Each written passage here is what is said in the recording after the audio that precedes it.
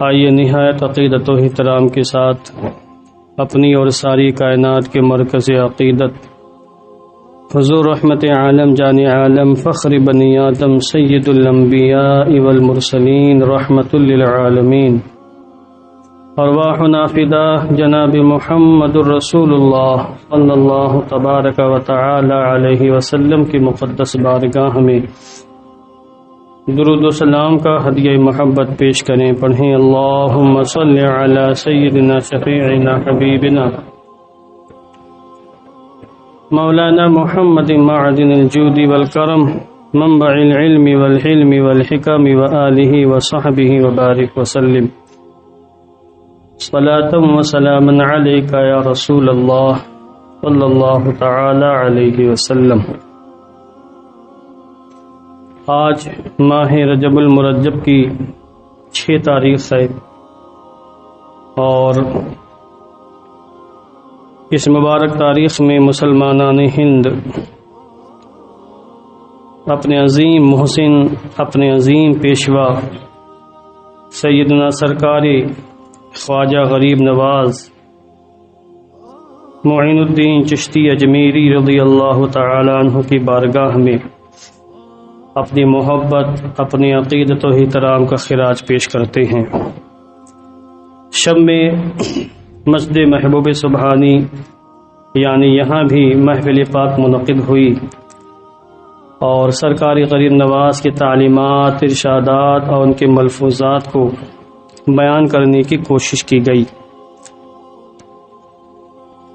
سرکاری غریب نواز عطائے رسول ہیں. حضور رحمت عالم جان عالم صلی اللہ علیہ وسلم نے آپ کو ہندوستان کے سرزمین پر اسی لیے بھیجا کہ آپ یہاں آ کر کفر و شرک کو مٹائیں اور ایمان کی شمع روشن کریں. آج جبکہ پھر سے کفر و شرک کا دورہ ہوئے اور مختلف صورتوں میں ایمان کے خلاف باتیں ہمارے مسلم معاشرے میں داخل ہو چکی ہیں اور حتیٰ کہ کفر و شرک بھی بعض صورتوں میں ہمارے یہاں داخل ہو چکا ہے، ہم پر یہ واجب و ضروری ہے اور ہماری یہ ذمہ داری بنتی ہے کہ ہم سرکاری غریب نواز کے مشن کو اختیار کر کے اس مشن پر عمل کرنے کی اور اس مشن پر کامیاب طریقے پر کام کرنے کی ہم کوشش کریں. اسی سلسلے کی یہ کڑی میرا بیان بھی ہوگا انشاءاللہ. اس سے پہلے بھی میں نے کئی بیان اس حوالے سے پیش کیے کہ آج جو ہمارے نوجوانوں کے اندر شادی بیاہ کے معاملات میں آزادی پیدا ہو گئی ہے، مسلم لڑکیوں میں یا مسلم مردوں میں جو یہ چیز پیدا ہو گئی ہے کہ شادی بیاہ کے معاملات میں ہم آزاد ہیں، جس سے چاہیں نکاح کریں، جس سے چاہیں عقد کریں اور جس انداز سے چاہیں کریں، ہم آزاد ہیں.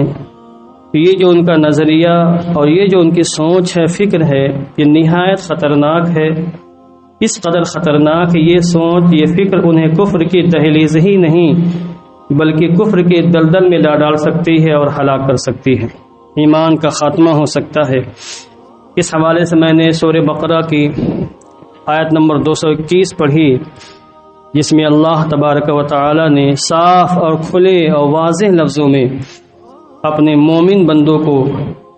یہ بتایا کہ کوئی بھی مومن کسی بھی مشرک عورت سے نکاح نہیں کر سکتا اور کوئی بھی مومن عورت کسی مشرک مرد سے نکاح نہیں کر سکتی ہے. اگر یہ نکاح ہوگا تو فقط زنا ہوگا، بدکاری ہوگی اور زنا اور بدکاری کے علاوہ اور کچھ نہیں ہوگا. اور مزید کئی باتیں میں نے پیش کرنے کی کوشش کی. ایک اس میں بہت اہم بات عرض کرنا چاہتا ہوں. ہو سکتا ہے کسی کے دماغ میں سوال ہو کہ چلو بھائی پیار و محبت کا معاملہ تھا، لو میرج تھی، شادی ہو گئی، وہ اپنے مذہب پر رہے اور وہ اپنے مذہب پر رہے، اس میں کون سی حرج کی بات ہے. ایک ہی گھر میں نماز بھی ہو، شوہر مسلمان ہے وہ نماز پڑھے، بیوی ہندو ہے، مجوسی ہے یا سکھ ہے یا کسی اور مذہب کی ہے، وہ اپنے مذہب کے اعتبار سے رہے، جو چاہے کرے وہ. یا یہ کہ دونوں آزاد ہوں، اس میں کون سی حرج کی بات ہے؟ ایمان اس میں کیسے چلا جائے گا؟ یہ چیز ایمان کے لیے خطرہ کیسے بن سکتی ہے اور اس سے ایمان کیسے ضائع ہو سکتا ہے؟ دیکھیے ایمان صرف شوہر کا یا بیوی کا ہی خطرے میں نہیں پڑے گا، بلکہ شوہر بیوی کے ماں باپ کا، بلکہ ان تمام رشتہ داروں کا ایمان خطرے میں پڑ سکتا ہے جو لوگ اس کے اس عمل سے راضی ہوں گے، رضامندی کا اظہار کریں گے۔ مومن ہونے کے لیے یہ ضروری ہے کہ ایمان سے جن چیزوں کا تعلق ہے ان تمام باتوں کو دل سے تسلیم کرے، اور پھر یہ بھی ضروری ہے کہ دل سے کفر و شرک کے تمام معاملات سے نفرت کرے، بیزاری۔ دو چیزیں، ایک تو اسلامی عقیدوں کو تسلیم کرنا، اور دوسرے یہ ہے اسلامی عقیدوں کے خلاف جو کفر و شرک کی باتیں ہیں ان سے دل و جان سے نفرت کرنا، بیزاری کا اعلان کرنا۔ اگر کوئی شخص ایمان کا دعویٰ کرتا ہے مگر وہ کفر سے بیزار نہیں، شرک سے بیزار نہیں، تو خود مشرک ہے، کافر ہے۔ یہ ایمان کا حصہ ہے۔ کچھ چیزوں کو شریعت اسلامیہ نے تکذیب کی علامت قرار دیا ہے کہ ایسا کرو گے تو تمہارا ایمان معتبر نہیں، ایسا عمل کرو گے تو تمہاری بات معتبر نہیں۔ اب کوئی شخص اللہ پر ایمان رکھے، رسول اللہ کو نبی مانے، آخری پیغمبر مانے، اور کلمہ پڑھے لا الہ الا اللہ محمد رسول اللہ، اور نمازیں پڑھے، روزہ رکھے، زکوٰۃ دے، سارے کام کرے، مگر وہ مندر میں جا کے پوجا بھی کرے، بت کے سامنے ہاتھ جوڑ کر کھڑا بھی ہو جائے، بتوں کے سامنے سجدہ بھی کر لے، تو اسلام میں اس کی کوئی گنجائش نہیں۔ دونوں ہاتھوں میں لڈو یہ نہیں ہو سکتا۔ کفر و شرک اور ایمان ایک ساتھ جمع نہیں ہو سکتے، ایسا انسان کافر ہے، مشرک ہے۔ چونکہ جس چیز کو شریعت اسلامیہ نے کفر قرار دیا تھا اس نے وہی کام کیا، اگرچہ وہ نمازیں پڑھ رہا ہے، اگرچہ وہ قرآن مقدس کی تلاوت کر رہا ہے، مگر وہ انسان مومن نہیں ہوگا۔ اس لیے بالکل متفق علیہ فیصلہ ہے اسلام کا کہ رضا بالکفر کفر ہے، کفر سے راضی ہو جانا یہ بھی کفر ہے، کفر کرنا تو کفر ہے ہی، اور کسی کے کفر سے کوئی انسان راضی ہو جائے وہ بھی کافر ہے، اگرچہ اس نے کفر نہ کیا ہو۔ اب شوہر مسلمان ہے، اس کی بیوی غیر مسلم مشرک ہے، کافرہ ہے، بت پرستی کرنے والی ہے، اور اس کے معاملات کفریاں ہیں، شرکیاں ہیں، تو اگر ایک لمحے کے لیے بھی شوہر، مسلمان شوہر اپنی اس کافر بیوی کے اس مشرکانہ عمل سے راضی ہو گیا تو اسی لمحے ایمان رخصت ہو جائے گا۔ وہ ڈنڈی بجاتے رہ جائیں گے، بھلے وہ نمازیں پڑھتے ہوں، بھلے وہ قرآن مقدس کی تلاوت کرتے ہوں، مگر وہ مومن نہیں رہ جائیں گے، کیونکہ وہ کفر پر راضی ہو گئے۔ مسلمان شوہر کے ماں باپ بھی اگر راضی ہو گئے اس معاملے میں تو بھی گئے ہاتھ سے، ان کا ایمان بھی ان سے رخصت ہو جائے گا۔ یہ معاملہ صرف شادی تک ہی محدود نہیں ہوگا، جیسا کہ میں نے اس سے پہلے عرض کیا کہ شادی بیاہ کے معاملے میں صرف جسم نہیں ملتے، بلکہ میاں بیوی کے خیالات، ان کی سوچ، ان کے نظریات، ان کے افکار بھی مل جاتے ہیں۔ دونوں ایک دوسرے کے خیالات سے، ایک دوسرے کی سوچ سے متاثر ہوتے ہیں، تبدیلیاں آتی ہیں، دونوں کی روحیں مل جاتی ہیں۔ اب جب ایسا معاملہ ہے تو بالکل یقین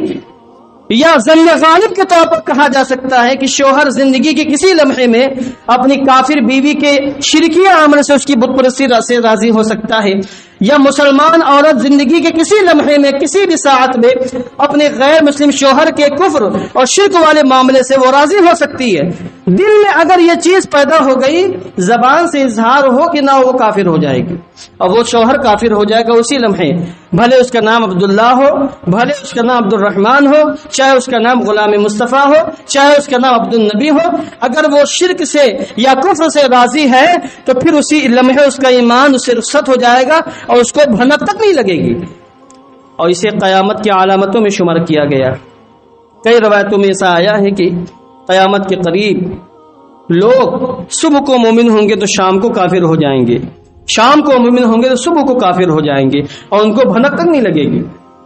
اس لیے اس معاملے میں سنجیدگی سے غور کرنے کی ضرورت ہے۔ قرآن مقدس میں اللہ تبارک و تعالی نے صریح لفظوں میں اعلان فرمایا ہے، ان اللہ لا یغفر ان یشرک بہ ویغفر ما دون ذلک لمن یشاء، کہ اللہ شرک اور کفر کو کبھی معاف نہیں فرمائے گا۔ یہ گناہ ایسا ہے کہ اس کے لیے معافی ہے ہی نہیں۔ شرک و کفر کے علاوہ کتنا بڑا گناہ کیوں نہ ہو، اللہ جس کو چاہے گا معاف فرما دے گا،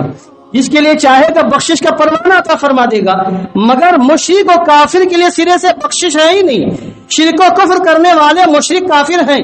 اور شرک و کفر سے راضی ہونے والے بھی مشرک و کافر ہیں، نہ ان کی بخشش ہے نہ ان کی بخشش ہے۔ اگر قرآن مقدس پر کسی کا ایمان ہے، قرآن مقدس پر کسی کا اعتقاد ہے، تو اس حقیقت کو بھی تسلیم کرنا واجب و ضروری ہوگا، ورنہ پھر حقیقت میں اس کا قرآن مقدس پر ایمان ہی نہیں ہے۔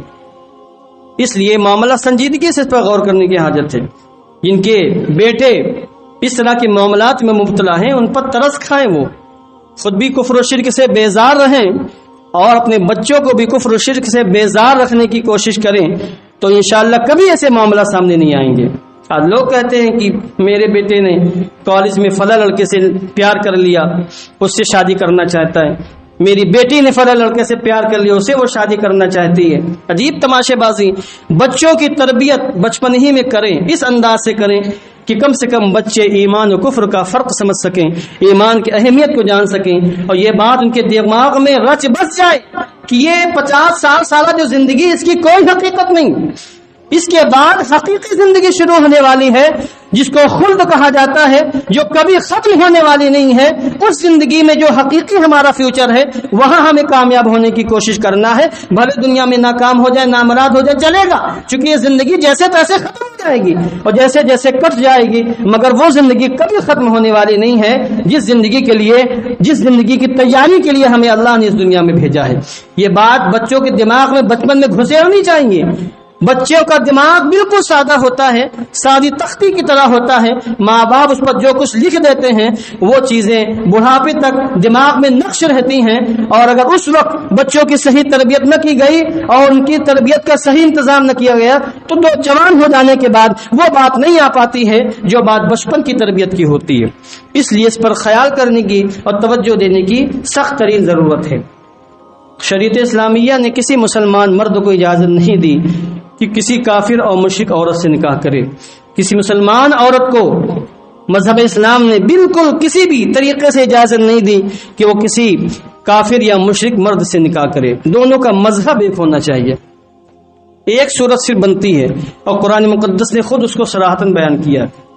کہ مسلمان اگر شوہر ہے تو وہ اگر اسلامی حکومت، اسلامی ریاست کہیں ہے، اسلامی غلبہ ہے، اسلامی تہذیب، اسلامی تمدن کا غلبہ ہے، تو وہاں پر مومن اگر شوہر ہے تو وہ کسی یہودی عورت سے، کسی عیسائی عورت سے نکاح کر سکتا ہے۔ بعض صورتیں اس کی ہیں، ہندوستان میں تو ویسا ماحول ہی نہیں، یہاں ویسا ماحول، اسلامی حکومت، اسلامی ریاست ہو، جہاں باضابطہ اسلام کو غلبہ حاصل ہو، وہاں اگر شوہر مرد ہو، شوہر مسلمان ہو اور اس کی بیوی یہودیہ یا عیسائیہ ہو، اس سے وہ نکاح ہو سکتا ہے۔ قرآن مقدس کے اندر خود صراحت اس کو بیان کیا گیا۔ چنانچہ سورہ مائدہ میں اللہ نے فرمایا وَطَعَامُ الَّذِينَ أُوتُوا الْكِتَابَ حِلٌّ لَكُمْ وَطَعَامُكُمْ حِلٌّ لَهُمْ، کیا ہے مسلمانوں، تمہارا ذبیحہ اہل کتاب کے لیے یعنی یہودیوں عیسائیوں کے لیے حلال ہے، اور ان کا ذبیحہ تمہارے لیے حلال ہے۔ والمحصنات من المؤمنات والمحصنات من الذين اوتوا الكتاب من قبلكم، اور تمہارے لیے مومن پاک دامن عورتیں بھی حلال ہیں، اور اہل کتاب کی یہودیوں کی عیسائیوں کی پاک دامن عورتیں بھی تمہارے لیے حلال ہیں، نکاح ہو سکتا ہے۔ یہ ایک مخصوص صورت ہے، بلکہ بعض شرطوں کے ساتھ اس کی اجازت دی گئی، اور اس کے برعکس اس کا الٹا نہیں ہو سکتا کہ شوہر ہو یہودی عیسائی اور اس کی بیوی ہو مسلمان، نہیں ہو سکتا، یہ ممکن نہیں۔ اب آپ سوچیں گے ایسا کیوں؟ اس میں کئی طرح کے شکوک و شبہات پیدا ہو سکتے ہیں کسی کے دماغ میں۔ ایک تو یہ سوال ہو سکتا ہے کہ آخر ایسا کیوں؟ شوہر مسلمان ہو، اس کی بیوی یہودی ہو، نکاح ہو سکتا ہے، اس کے الٹا کیوں نہیں ہو سکتا کہ شوہر یہودی ہو، اس کی بیوی مسلمان ہو، نکاح نہیں ہو سکتا؟ کیوں آخر ادھر سے اجازت ہے ادھر سے اجازت کیوں نہیں ہے؟ چونکہ گفتگو نکاح کی چل رہی تھی، میں نے سوچا اس کو بھی بیان کر دوں تاکہ کوئی بعد میں شبہہ نہ ڈال سکے اور آپ کو وسوسے میں مبتلا نہ کر سکے۔ وقت بھی قلیل ہے، بہت تیزی کے ساتھ میں اپنی بات واضح کرنے کی کوشش کر رہا ہوں۔ وجہ اس کی یہ ہے کہ جو اہل کتاب ہیں، جو توریت پر، انجیل پر، زبور پر ایمان رکھنے والے ہیں، اللہ کے پیغمبروں کو ماننے والے، ان میں اور مسلمانوں میں کچھ چیزیں مشترک ہیں۔ مثلا وہ قیامت کو مانتے ہیں، اور مرنے کے بعد کی جو زندگی ہوتی ہے برزخ کی زندگی، اس کو پر وہ ایمان رکھتے ہیں۔ اللہ کی بہت نبیوں کو مانتے ہیں، آسمانی کتابوں کو تسلیم کرتے ہیں، حساب و کتاب کو مانتے ہیں، جزا سزا کو مانتے ہیں، جنت دوزخ کو مانتے ہیں۔ بہت سے عقیدوں میں وہ متفق ہیں مسلمانوں کے ساتھ، مگر ان کا کفر و شرک کیا ہے؟ کفر یہ ہے کہ انہوں نے حضور رحمت عالم جان عالم کی نبوت کا انکار کیا،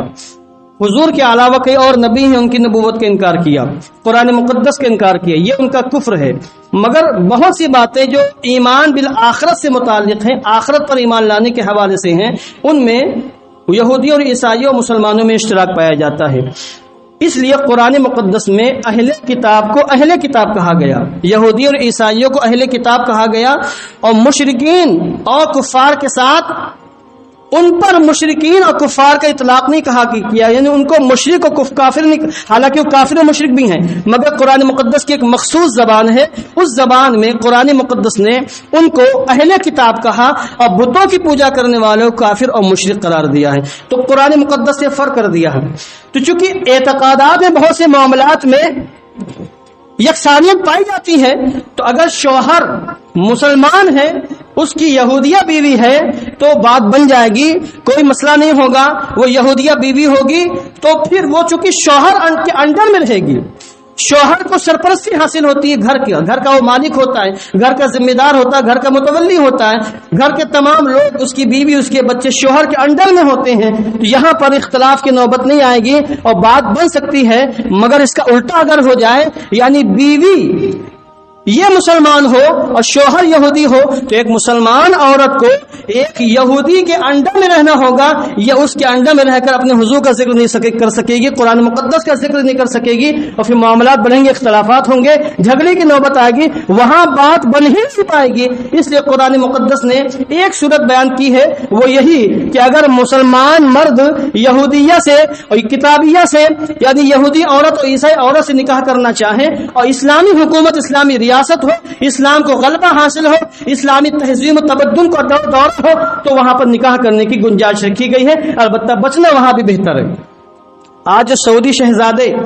یہودی عورتوں سے نکاح کر لیتے ہیں، عیسائی عورتوں سے نکاح کر لیتے ہیں، اسی بنیاد پر کہ گنجائش رکھی گئی تو اس کا وہ ناجائز فائدہ اٹھاتے ہیں، حالانکہ اس کی بھی شرطیں اپنے اوپر کنٹرول ہو، اسلامی تعلیم اور اسلامی تہذیب کو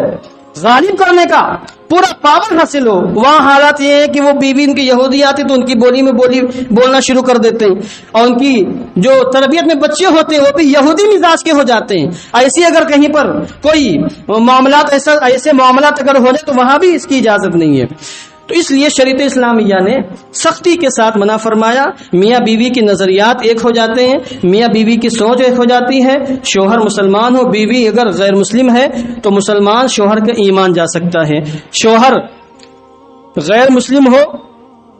اور بیوی اس کی مسلمان ہو تو مسلمان بیوی کا ایمان جا سکتا ہے۔ اس لیے صاف لفظوں میں قرآن مقدس نے اعلان کیا، وَلَا تَنكِحُوا الْمُشْرِكَاتِ حَتَّى يُؤْمِنَّ وَلَأَمَةٌ مُؤْمِنَةٌ خَيْرٌ مِّن مُّشْرِكَةٍ وَلَوْ أَعْجَبَتْكُمْ وَلَا تُنكِحُوا الْمُشْرِكِينَ حَتَّى يُؤْمِنُوا وَلَعَبْدٌ مُّؤْمِنٌ خَيْرٌ مِّن مُّشْرِكٍ وَلَوْ أَعْجَبَكُمْ أُولَٰئِكَ يَدْعُونَ إِلَى النَّارِ وَاللَّهُ يَدْعُو إِلَى الْجَنَّةِ وَالْمَغْفِرَةِ بِإِذْنِهِ وَيُبَيِّنُ آيَاتِهِ لِلنَّاسِ لَعَلَّهُمْ يَتَذَكَّرُونَ۔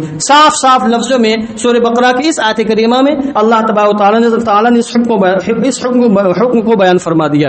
اب ہم سب کی ذمہ داری ہے کہ ہم بھی اپنے آپ کو بچائیں کفر و شرک کے معاملات سے، اور اپنے گھر والوں کو بھی کفر و شرک کے معاملات سے بچائیں، ورنہ بھلے دنیا میں ہم بظاہر کامیاب و کامران ہو جائیں، مگر جو حقیقی زندگی ہے مرنے کے بعد کی، وہاں ہرگز کامیاب نہیں ہو سکتے ہیں، بلکہ ناکام و نامراد ہوں گے، اور جہنم کا ہمیشہ جو ختم نہ ہونے والا عذاب ہے وہ ہمارا استقبال کرے گا، جو لوگ بھی کفر و شرک سے راضی ہو جائیں گے یا کفر و شرک کے معاملات میں پھنس جائیں گے۔ اس لیے اپنے بچوں کو یہ ساری باتیں بتائی جائیں کہ کفر و شرک کرنا تو کفر و شرک ہے ہی، اس پر راضی ہو جانا بھی کفر و شرک ہے، اس لیے کہ کفر پر راضی ہو جانا یہ خود کفر ہے اور یہ ایک مستقل کفر ہے۔ اس لیے فقہاء کرام نے مسئلہ بیان کیا کہ اگر کوئی کافر غیر مسلم کسی عالم دین کے پاس آئے یا کسی بھی مومن کے پاس آئے اور یہ کہے کہ میں مسلمان ہونا چاہتا ہوں، مجھے کلمہ پڑھا دو، تو کلمہ تو ہر مسلمان پڑھا سکتا ہے، اور کلمہ تو ہر مسلمان کو یاد ہوتا ہے۔ اگر اس نے ٹال مٹول کیا کلمہ نہیں پڑھایا اس کو، تو یہ خود کافر ہو جائے گا، چونکہ یہ اس کے کفر سے راضی ہو گیا۔ وہ آیا تھا جنت میں جانے کے لیے، جہنم سے بچنے کے لیے، اور ایمان کا چراغ روشن کرنے کے لیے وہ کہا کہ مجھے کلمہ پڑھا دو، میں مومن ہونا چاہتا ہوں، اور اس نے کلمہ نہیں پڑھایا، ٹال مٹول کیا، واپس کر دیے، کہیں بھیج دیا، تو کافر ہو گیا، کیونکہ یہ خود اس کے کفر سے راضی ہو گیا، گویا کہ راضی ہے کہ یہ انسان کافر رہے۔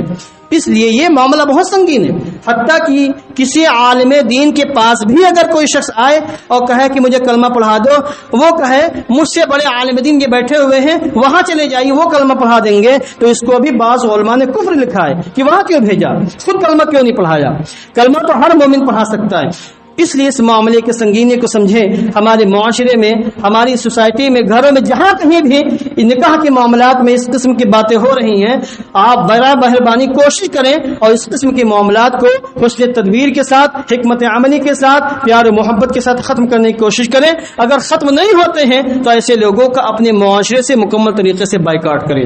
بائیکاٹ ہی ایک صورت بنتی ہے، باقی اس کی کوئی صورت نہیں بنتی ہے۔ اگر ہم نے ایسے جراثیم کو اپنے معاشرے سے نکال کر باہر نہیں پھینکا تو پھر وہ جراثیم ہماری نسلوں کو کھا سکتے ہیں۔ پڑوس میں کوئی معاملہ ہو تو پھر اگر وہاں پر پڑوسیوں کا اس قسم کے معاملات میں بائیکاٹ نہ کیا جائے تو وہ معاملہ ہمارے اپنے گھر میں بھی داخل ہو سکتا ہے، سمجھے آپ؟ اس لیے اس معاملے کے سنگینی کو سمجھے۔ دعا کرتا ہوں کہ اللہ عز و جل ہم سب کو توفیق خیر سے مالا مال فرمائے اور ہم سب کی عزت و آبرو، جان و مال، ایمان و عمل کی حفاظت فرمائے۔